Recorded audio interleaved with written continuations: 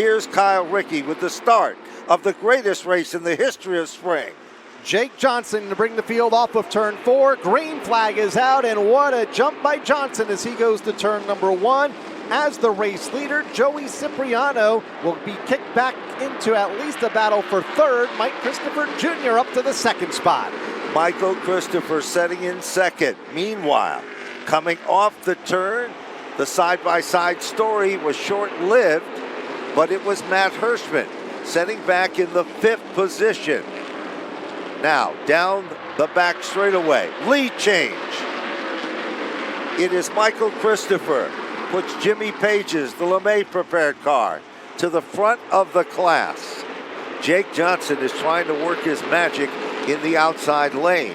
How does it work? He runs right out tight to the wall, gets plenty of momentum, has it by inches, but off the turn. Will a brand new leader emerge? Yes, it does. Jake Johnson. And if Johnson can do it, why can't Sammy Ramo? Battling Ramo for third.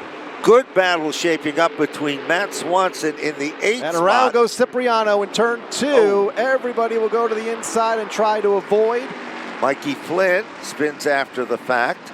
Chris Pastriak goes around. Keeping an eye on the 16 car on pit lane. Let's see if he can get back out there. It doesn't appear like he will, at least for this restart as they come off of turn 4.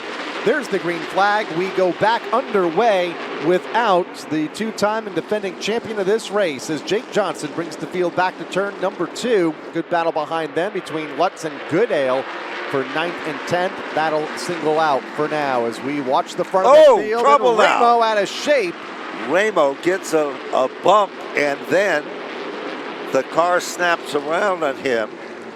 And now Stephen Copsick has been given the consultation flag, being told to drop to the rear of the field. Back in underway here, Jake Johnson back to turn number 1 as the race leader, inching toward the 1/4 point of this 53rd Napa Springs Sizzler. Johnson leads up the back straightaway. Swanson up to second. And with him comes Jake Lutz and Woody Pitcat and Eric Goodale. Pitcat all of it. Oh, sideways. In front of half the field, up the back straightaway. Everybody's trying to get Wood down. A little bit of contact there with Salamito further back, and around goes the 14 of Lutz to put us under caution here on lap 32. Chase Dowling, Woody Pitcat. Back up through the gears. Ramo is there. Look at Copsick. He muscles his way in to take over second. Here comes Chase Dowling to the inside of Tyler Ripkema, and Dowling moves into the 3rd position. Copsick knocking on Sammy Ramo's back bumper. All of a sudden, Jake Johnson is there. And what about Chase Dowling?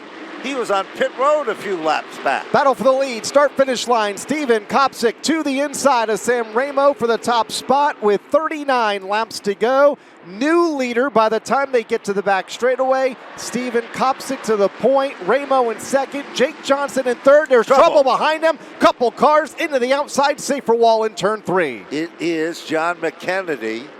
And in addition to that, Austin Beers is involved. Jake Johnson been up front all day. Tyler Ripkema and Woody Pitcat all there. Green flag is back out. Battle is for second. And trouble in turn number 1. Jake Johnson goes around and gets into the outside safer wall while racing for about the 3rd spot, and we go back under yellow. Or maybe he's just going to pit road, but we'll see here in just a moment. He literally could have headed to pit road, and now and there's the black flag. There's the black flag. But right now, here we go again. Back underway, Sam Ramo will bring the field into turn number 1. Copsick to his outside. Chase Dowling, Timmy Salamito mixing it up for 3rd. Look at Copsick, what a rocket ship off of turn 2 and up the back straightaway to take the top spot in car number 1, moving into P number 1. Off the turn, Copsick becomes the leader.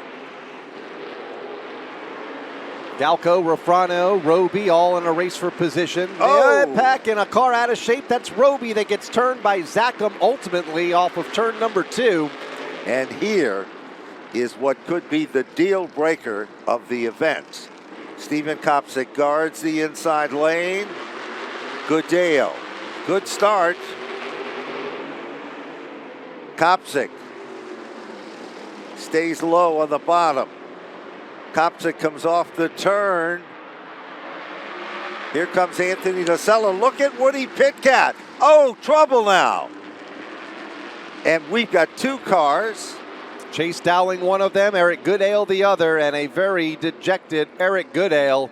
Will Stephen Copsick become the closer? Anthony Nocella digging in hard in the outside lane. Copsick is still there. Nocella giving it his all in the upper groove, but Copsick's got a rocket on the inside. 4 cars under a blanket. Copsick by inches at the line. With 7 laps to go, Copsick back in line. Nocella on his back bumper, literally off of turn number 2. Nocella looking to build a run.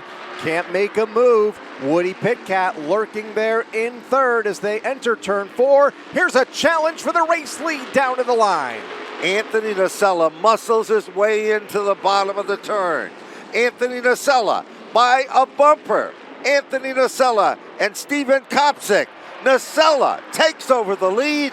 Anthony Nocella out in front. Copsick isn't done yet. Here comes Pitcat, Salamito, and we are still less than 5 laps to go. Anthony Nocella back to turn number 2. Here comes Stephen Copsick with a run on the bottom, trying to rebound here. Back to the inside, bottom shot in turn 3. Copsick to the inside, Nocella topside for the race lead. No question about it, he left the door open. And who came in? It was Stephen Copsick. 1 lap to go in the greatest race in the history of spring. Copsick into turn 1 for the final time. Race leader Anthony Nocella will have one final shot down in turn number 3. Running in second, couple cars in the outside wall, and the caution comes out. Caution flag is out. It is for Salamito and Hirschman, and perhaps others. We're running up front and tangled in the closing laps. Here is the green. Copsick is still the guy in command. And Woody Pitcat is working his magic to move into second. White flag, 1 lap to go. Here comes Woody Pitcat. Copsick trying to fend him off. Nocella in the outside lane. Turn 1 for the final time, potentially. Woody Pitcat digging on the bottom. They come together just a bit. That allows Copsick to pull away. Copsick in command. Off turn number 4. Stephen Copsick's biggest career win, the Spring Sizzler here at Stafford. Finishing unofficially in second. What a comeback. Woody Pitcat. And what about the run of Anthony Nocella to finish in third?